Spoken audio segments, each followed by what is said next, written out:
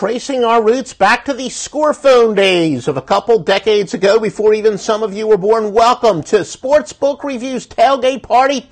All kinds of information, trends, injury reports, computer systems that win. I'm going to even have some free picks. I'm Joe Duffy of OffshoreInsiders.com, and in conjunction with Sportsbook Review, let's just get straight to it. Jacksonville and Cleveland.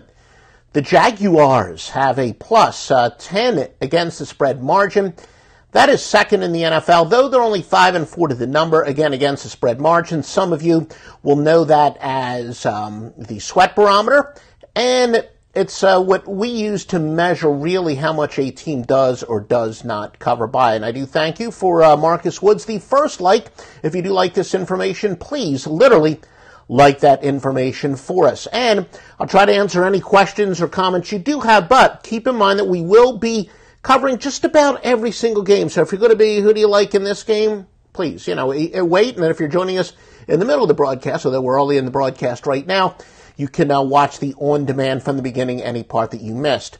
The Browns have the worst against the spread margin in the league. The worst against the spread record in the league. They're only 2-7 against the spread, though their against the spread margin is minus 4.4, which is bad, but not necessarily as horrible as some other teams. Running back Leonard Fournette for the Jags, questionable. He's very limited in practice this week. We actually have an interconference regression of the mean relative to points per game that is 95-40. It favors the Browns again. We tell you every single week the NFL, the number one regression to the mean sport, NBA second, and it makes sense, and dollars. In professional sports, guys don't reach this level of play without being to bounce back from losses, and the coaches can make adjustments, etc. So yeah, more times than not, we do win ugly in the NFL. Look, if you like betting favorites, college football, my goodness, another 10-2 overall yesterday. That was 7-1 with our college football. 134-86 in football since preseason. That's 100% legit. We've got a big portfolio at OffshoreInsiders.com today. We also have a turnover regression to the mean angle. That's 566 and 432. That applies several times today with our premium picks. That would favor the Browns as well. The big favorites in non-divisional games against teams with a solid yards per rush does go under 28-4, but admittedly, I think it's like 3-4 lately, so it hasn't been as tremendous as it was. Let me grab, where is my Gatorade? Got to go to the Gatorade a little earlier today, but we'll tell you, one of my top secrets, actually not much of a secret. It's amazing the week of Thanksgiving every year is always my worst week when it comes to those allergies, the seasonal allergies and whatnot. So hopefully over the next couple tailgate parties, every single Sunday, 10 a.m. live, it won't be affected all that much. Cleveland 0-13 against the spread as underdogs versus an opponent averaging at least 30 rushes per game. Now, keep in mind, there are 20 miles per hour wind. We say time and time again, and thank you for those of you giving us likes. Feel free to comment and share. We do rebroadcast this to a couple other things now, such as YouTube, Periscope. Give us hearts or likes or whatever. Feel free to embed it on your website if you have one. 20 mile per hour winds, as we say, that is the number one weather information that we look at.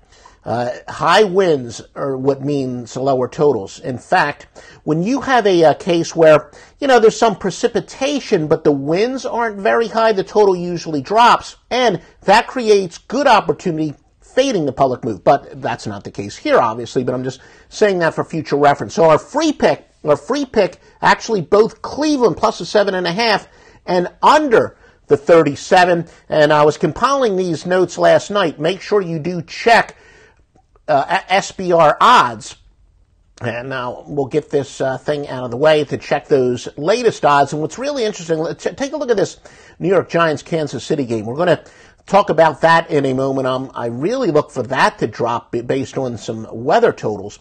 But, they are the pick. So it looks like they're now getting, 7. You can shop around, get 7.5, and a total of 37. And we love SBR odds, not just for shopping for the best lines, but also once the games are in progress, and especially college football. Look, I get between a bunch of TVs and a computer, I'm able to watch a bunch of games, but I can't follow them all. SBR odds is great for that, situational updates and more. But our free pick is Cleveland. Now, I will tell you that we do not have a free pick on Cleveland. I'm sorry, a premium pick, that is, on Cleveland, because we did find that the outlier on almost all of our regression to the mean angles, when a team over multiple seasons has lost at least 21 out of 22, they're actually a go against. So that's why this is a free pick. Doesn't quite rise to the level of a premium pick, because, again, with all of our great systems that we do have that fall under that big umbrella of regression to the mean, the exception to the rule is teams as bad as Cleveland has been over a 2-year period. Redskins and the Saints. The Saints are 7-2 against the spread by 9.7 points per game, which is third in the NFL. And, of course, they are sizzling hot. Skins without wide receiver Terrell Pryor and tight end Jordan Reed. So 2 key receivers out in a game in which, in order at least to win this game outright, they're really going to have to open things up and, put some points on the board, obviously. The Bills and the Chargers. The Chargers under 6-3, the best under margin in the NFL at minus 7.6. Phillip Rivers, there was some question marks about him earlier in the week. He was cleared from concussion protocol, so if you're studying line moves, keep that in the mind. It's not necessarily a sharp movement. It was just that his status was questionable early in the week. Of course, as you know, I'm not a big Phillip Rivers fan, and in fact, if he were out, probably would create a overreaction in the odds. Rams and the Vikings. Rams are 5-0 straight up, 4-1 against the spread on the road. Now, I say time and time again, nothing is more overrated when it comes to spread handicapping than looking at a team's mere straight-up record. Both teams are plus 8 yards per play margin. That is, their offensive yards per play minus what their defense allows. So they're both positive teams when it comes to yards per play, although the Rams have a much higher points per game margin. So points per game margin is more important than straight up record, but the yards per play margin is even more important than that. So these are fairly, pretty much evenly matched teams, to say the least, based on the year-to-date statistics. Now, you got to put in some subjective things, and that's what really our systems are about, where we use the odds makers' knowledge against them, and that tells us which teams are overvalued and undervalued. But based on their season-to-date performance, these teams have been pretty much evenly matched. The Rams do get 8.2 yards per play to teams normally allowing 6.8, but the Vikings hold teams to 0.6 yards per rush. So the media's been billing this as a classic offense versus defense. The Rams, of course, the big offensive powerhouse. The Rams defensively.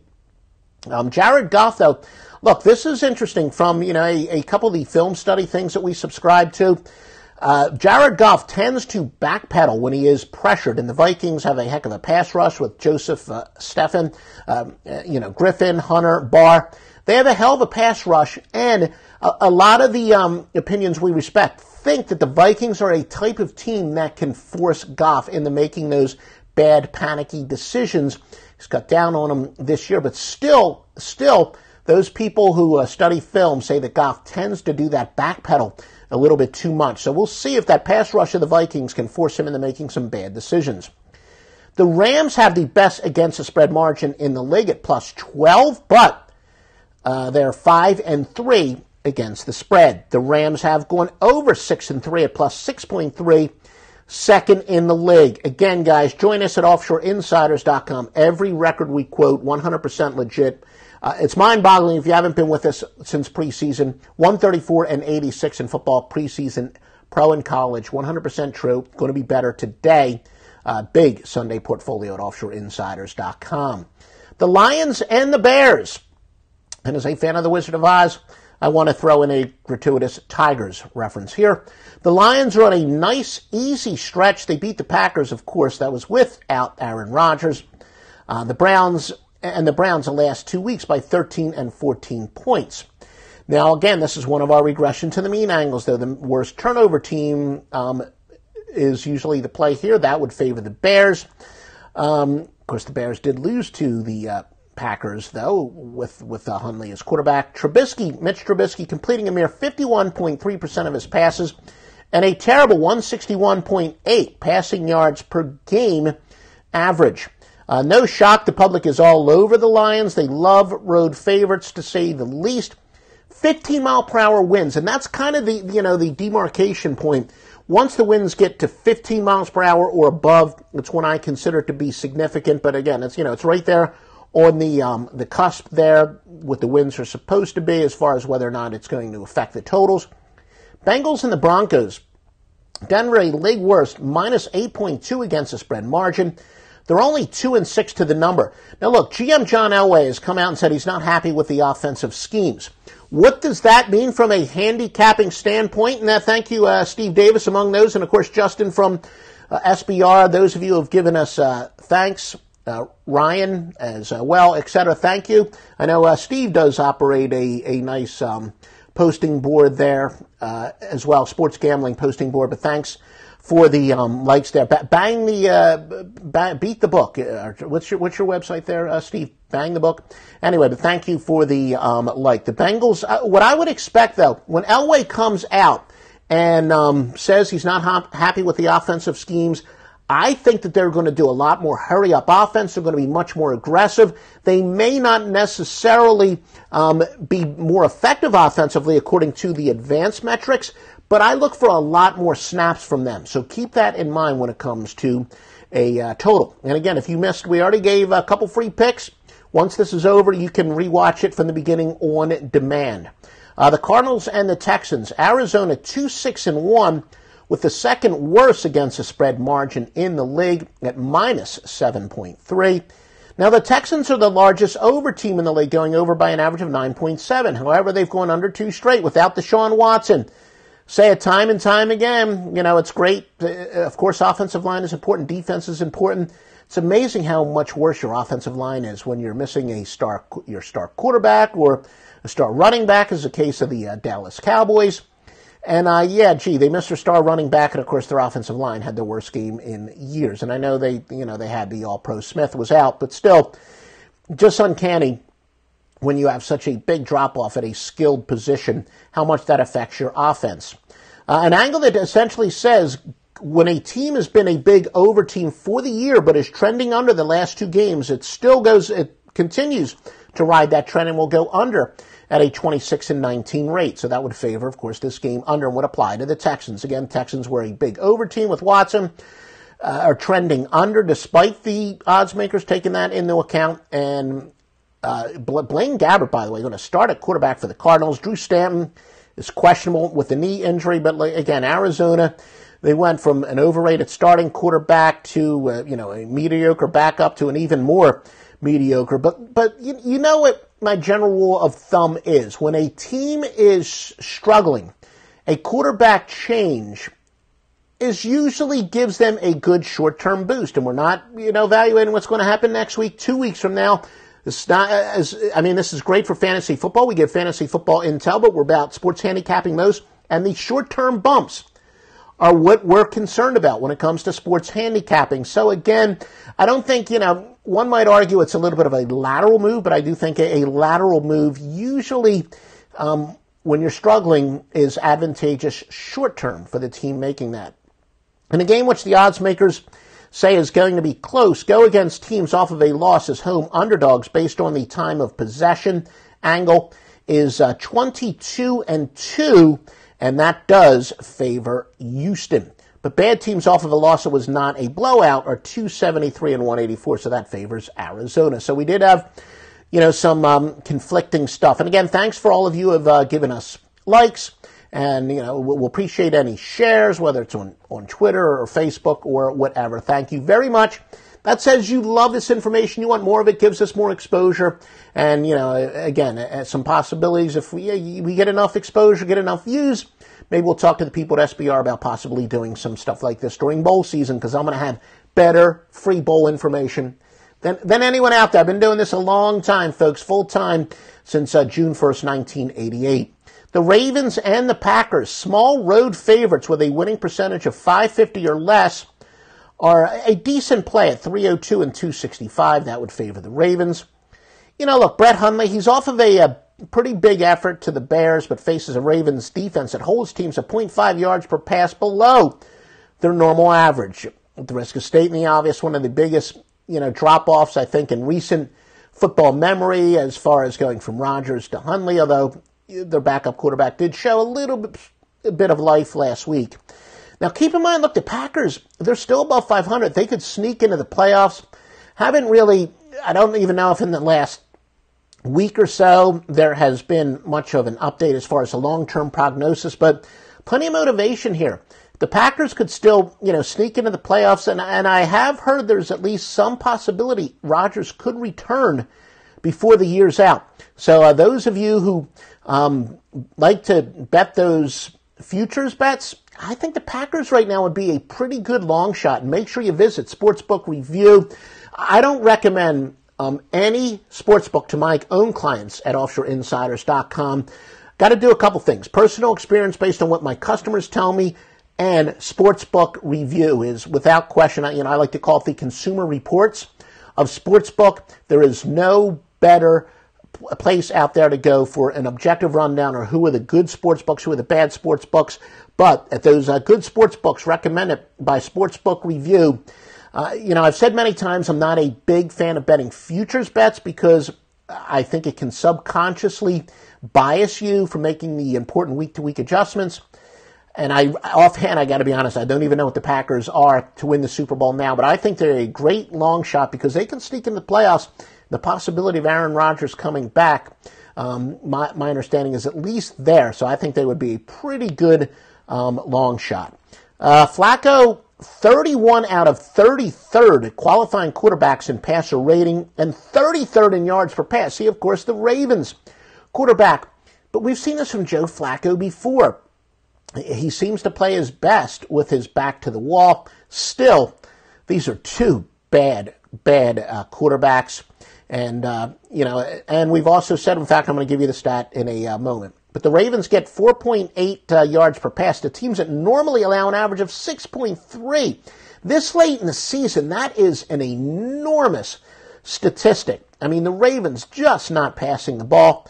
Now, another one of those things I may say every week, but it bears repeating. When I first got started in this business 30 years ago, for about the first 20 years, 18 years in the business, if you almost religiously bet low totals over and high totals under, you'd make a lot of money. But that is not the case anymore. Since 2014, totals of 39 or less have actually gone under 20 and 8. Yes, you are correct, Mark. Thank you for the feedback, Marcus. Marcus Woods, who says, loves my insight and how you help people really understand why you play. Great work, Joe. Not all, I don't always look at our premium client list. I'm not sure if Marcus is a premium client as well, but yeah, we give you the information here, why we like the plays, and if you buy my picks at offshoreinsiders.com, we most definitely tell you why we do like a play. 15-mile-per-hour winds here at Green Bay. Chiefs and the Giants. Look, as far as injuries sneaking under the radar, the Giants do have numerous injuries at non-skilled positions. 18-mile-per-hour winds, and that's why I was a little bit surprised here. Let's just check again those odds at SBR. Really thought that, this total would drop, and it's actually at 45 and a half. For those that look, I honestly think my track record says I'm the best handicapper in the business. I'm not quite as good at predicting line moves, especially on game day. One of the reasons we do release our plays early in the week because we have a lot of the metrics that some of the syndicates do, and we have some syndicates that buy my plays and they want to beat the line moves. So in some respects, I can predict line moves, but I really think this total is going to drop. So if you like to middle games, bet middlers, as I like to say, I would bet the under now and probably could get a decent middle on the over. That's not a sports handicapping pick as much as it is anticipating a totals drop in this because of the wins. Sunday night football. The Eagles and the Cowboys. Philadelphia 7-2 at plus 8.3 points per game margin. Of course, as we know, the Cowboys are without Ezekiel Elliott. That's a big injury. Now, Philadelphia wide receiver Alshon Jeffrey is definitely questionable. His game time status, that'll affect the line at SBR odds. First on the team in targets, second in receptions and receiving yards. Going to get to our consensus plays, the public consensus. No surprise here. Hint, going to be road favorites. The public loves betting road favorites when it comes to the NFL. But make sure you visit me at offshoreinsiders.com. Things are, going. Things, often go extremely well at offshoreinsiders.com, more times than not. But it's been a particularly outstanding year this year. All those records we quote, look, I quite frankly don't blame you if you don't believe them, but they're true. 134-86 in football since preseason. NBA decent 16-11. College hoops 10-4. 2 NFL Wise Guy plays. 5 majors for Sunday. Includes a Sunday night football Wise Guy play. Offshoreinsiders.com. And make sure you shop around for the best lines at SBRodds.com. And I'll really be surprised if that Giants line, because I corroborate, I checked with a couple sources, weather.com, AccuWeather. The winds are going to be fairly high there. I saw some rumors out there. Some people are trying to say maybe they're really trying to middle the game. I saw some people say, I live in the New York metropolitan area where we got heavy winds now. It's going to be 45 mile per hour winds. That's not true, according to the various actual weather sources I've checked. I don't know if some people are trying to manipulate the line with some rumors there, but I still think that will drop. The biggest consensus plays pattern here, road favorites, no shock, New England, Philadelphia, Detroit, and Kansas City. A lot of us, and by the way, that's using offshore Vegas, and all the years I've been doing this, I got some very good outlaw sources where the public is betting, and the road favorites almost weekly. You can see when the lines come out what are likely to be the public consensus plays there. But again, the Patriots, Philadelphia, Detroit, and Kansas City. Talk to us next Sunday, 10 a.m. Eastern Time, live or on demand. Sportsbook Reviews Facebook page, and please join me at SBR Odds. And join me at offshoreinsiders.com. As I said, once the games get in progress and for the late games and all that other stuff, I love SBRodds.com. Thank you, folks, for all the likes. Please give us some likes, share this, retweet it, etc. Talk to you next Sunday, 10 a.m. Eastern.